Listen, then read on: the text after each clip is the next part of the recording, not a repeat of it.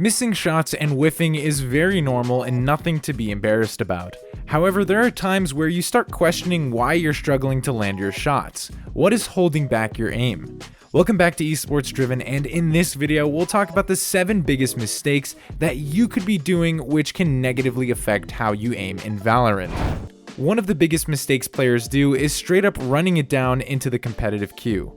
While this may work for you at times, this will not be the case every time.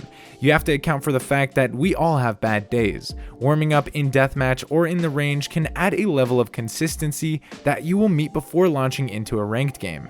This won't magically make you win all of your games, but it will definitely help you feel more confident and play a lot better if you warmed up first. We recommend that you use the range or deathmatch to warm up before your games. That is typically what professional players do before having a long gaming session. Try it out. While this might not sound directly related to how you aim, it still has a huge impact on your aim and performance in game. We're talking about recoil control, or in other words, the way you shoot your gun. It's very easy to fall into these mistakes as you should be treating every gun differently.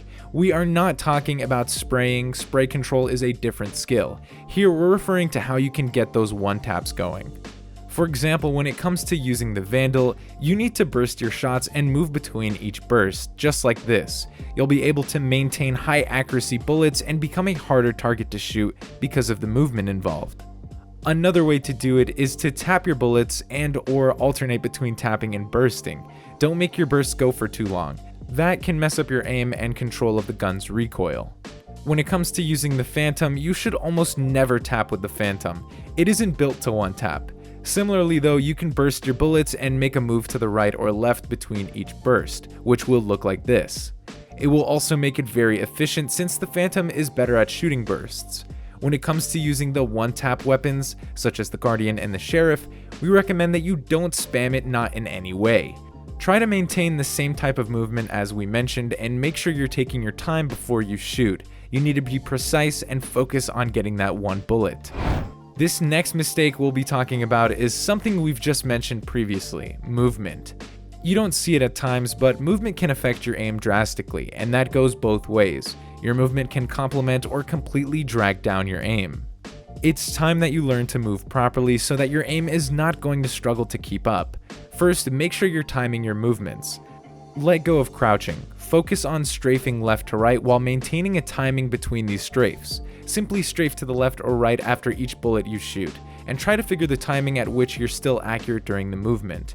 Don't move too fast. This will screw up your aim as it won't be able to keep up. You should look into how your aim aligns with your movement as well. For example, if you're peeking from behind a wall, do you pre-aim or do you correct yourself as you peek? It's important to notice these things to better understand how your aim and movement should work together. Try to practice these scenarios in the range, where you peek the strafing bots and strafe to better improve your coordination between aim and movement. Next up, we'll be addressing a big issue that even Radiants do, which is backtracing your targets, or in other words, pre-aiming incorrectly. What we mean by this is very simple. How often have you had to fight a moving enemy that keeps peeking and hiding behind a wall? In a game like Valorant, you probably see this on a regular basis.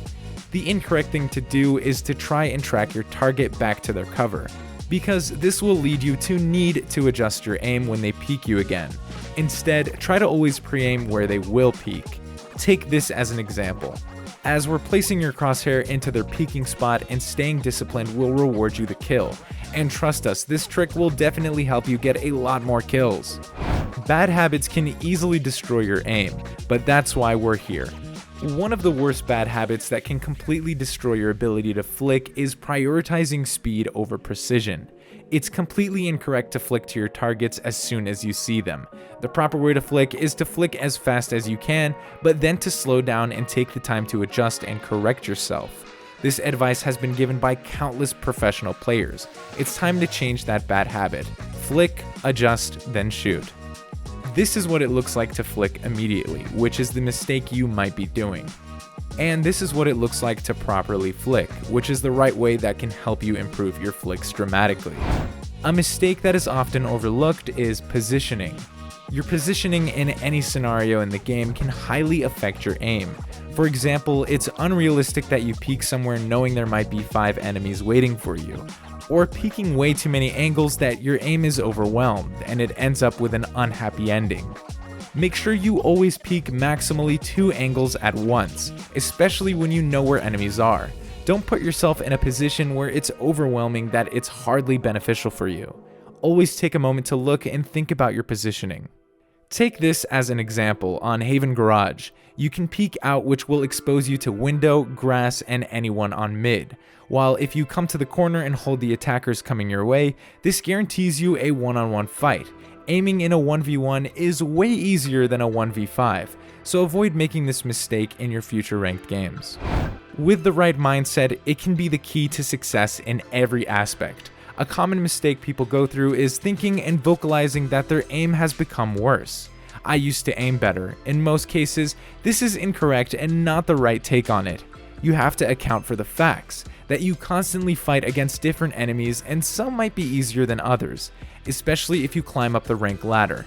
Don't blame your aim for hitting less shots, but rather stay focused to the true goal and see what actually causes you to lose and miss more.